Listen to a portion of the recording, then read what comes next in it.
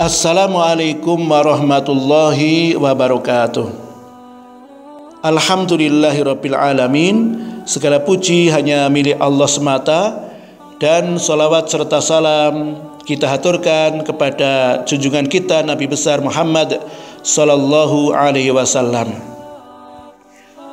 Teman-teman semuanya yang saya cintai karena Allah, kita akan menyampaikan kelanjutan kisah perjalanan hidup Rasulullah sallallahu alaihi wasallam.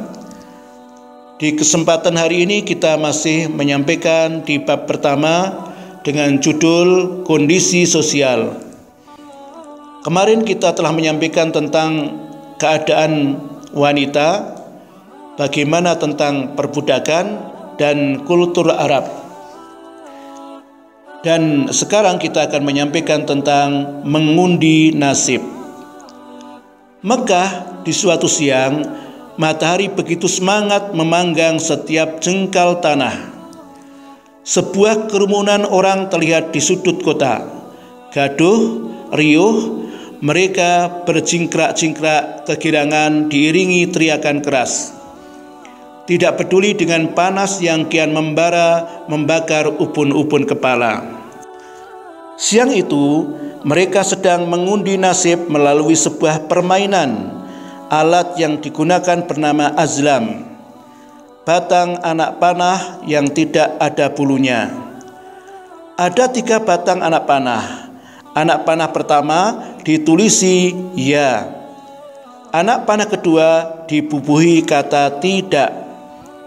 Dan anak panah ketiga tanpa tulisan apapun. Jika yang keluar anak panah yang ditulisi ya, mereka akan melaksanakan pekerjaan yang telah direncanakan. Jika yang muncul anak panah yang ditulisi tidak, mereka akan menunda hingga tahun berikutnya. Namun jika yang keluar adalah anak panah yang tak ada tulisannya, undian akan diulang. Ini adalah kebiasaan Arab jahiliyah di masa itu. Saat akan melakukan acara pernikahan atau perjalanan, mereka mengundinya dengan menggunakan ketiga anak panah itu. Kebiasaan itu telah menjadi budaya yang diwarisi secara turun-temurun. Azlam adalah satu di antara sekian banyak perilaku jahiliyah di masa itu. Tepat pada abad ke-5 saat bangsa Arab mengalami kemunduran, selain azlam, mereka menjadikan bebatuan sebagai sesembahan. Batu yang bentuknya bagus akan dijadikan sebagai Tuhan yang mereka sembah. Namun ketika menemukan batu lain yang lebih bagus, mereka pun mengganti batu yang lain dan dijadikan sesembahan bagi mereka. Dan itu akan berlanjut terus-menerus. Hadis riwayat Bukhari. Tahayul dan khurafat menjadi bagian dari tradisi kehidupan mereka. Paranormal dan ahli tenung memiliki fungsi sosial yang dominan dalam masyarakat. Mereka menjadi tempat meminta pendapat untuk memutuskan urusan-urusan agama. Menariknya, pada saat yang sama, mereka juga masih melakukan tuntunan agama yang diwarisi nenek moyang mereka, yaitu Nabi Ibrahim alaihissalam. Mereka menghormati Ka'bah, melakukan tawaf, melaksanakan haji dan umrah, wukuf di Arafah, menginap di Muzdalifah, dan berkorban. Namun ada tambahannya dalam pelaksanaannya. Misalnya, mereka tak mau wukuf di Arafah. Kata mereka, kami adalah anak keturunan Ibrahim dan penduduk tanah suci, penguasa Ka'bah dan penghuni Mekah. Tak seorang pun dari bangsa Arab yang memiliki hak dan kedudukan seperti kami. Karena itu, tidak selayaknya bagi kami untuk keluar dari tanah suci. Contoh lainnya adalah mereka mengucapkan talbiyah yang menyekutukan Allah. Kalimatnya, aku memenuhi panggilanmu, ya Allah. Aku memenuhi panggilanmu, tidak ada sekutu bagimu kecuali satu sekutumu, engkau memilikinya dan apa yang ia miliki. Talbiyah ini adalah talbiyah yang aneh. Di satu sisi mereka mengakui Allah, tetapi di saat yang sama mereka menyertakan berhala-berhala sebagai sekutunya dan menjadikan kepemilikan atas berhala-berhala tersebut kepadanya. Tak heran kala itu di sekeliling Ka'bah banyak berhala. Orang pertama yang melakukan itu adalah Amru bin Luhai, pemimpin Bani Khuza'ah, seperti diriwayatkan oleh Muslim. Kisahnya bermula saat Amru berkunjung ke Syam. Di sana ia berjumpa dengan kabilah Amalik di Moab, salah satu wilayah Al-Balqa yang menyembah berhala. Mereka mengatakan kepada Amru bahwa berhala-berhala itu dapat menurunkan hujan dan pertolongan. Amru mempercayainya. Ia pun meminta satu berhala untuk dibawa pulang.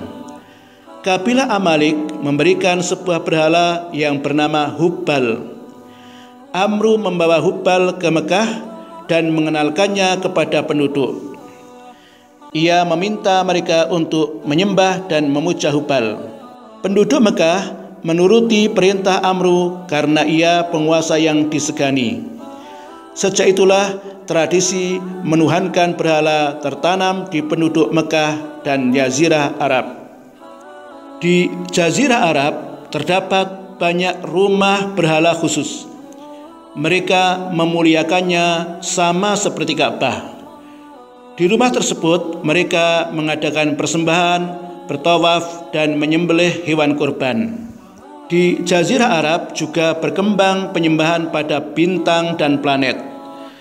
Ritual itu banyak dilakukan di Haran, Bahrain dan beberapa wilayah pedalaman.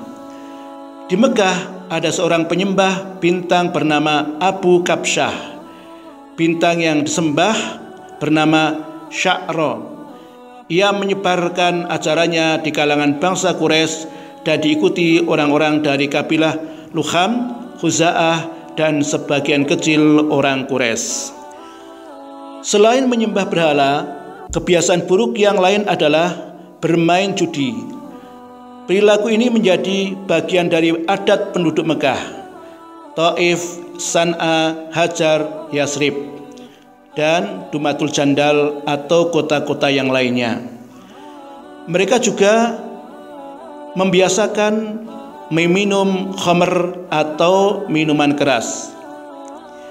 Adat ini biasa dilakukan oleh penduduk kota dari kalangan orang-orang kaya, pejabat, sastrawan, dan seniman. Kaum wanitanya juga memiliki kebiasaan buruk. Dengan sengaja mereka keluar rumah dengan memperlihatkan keindahan bentuk tubuhnya. Saat berjalan di depan kaum laki-laki, secara atraktif mereka melenggak-lenggokkan badannya seakan-akan sedang menawarkan diri. Melihat aksi tersebut, tentu saja mata kaum laki-laki tak berkedip. Kelakuan genit yang tak bermoral itu menjadi tontonan sehari-hari di Mekah. Kaum laki-laki seolah-olah mendapat pertunjukan gratis dengan aksi tersebut. Teman-teman semuanya yang saya cintai karena Allah Subhanahu wa taala, itulah yang kita sampaikan tentang kondisi sosial di negeri Arab ketika itu. Semoga kita bisa mengambil pelajarannya dari kisah tersebut, dan insya Allah kita akan lanjutkan bacakan materi tentang perjalanan hidup Rasulullah SAW yang berikutnya. Insya Allah kita akan ketemu lagi di pertemuan-pertemuan yang akan datang. Saya akhiri, wassalamualaikum warahmatullahi wabarakatuh.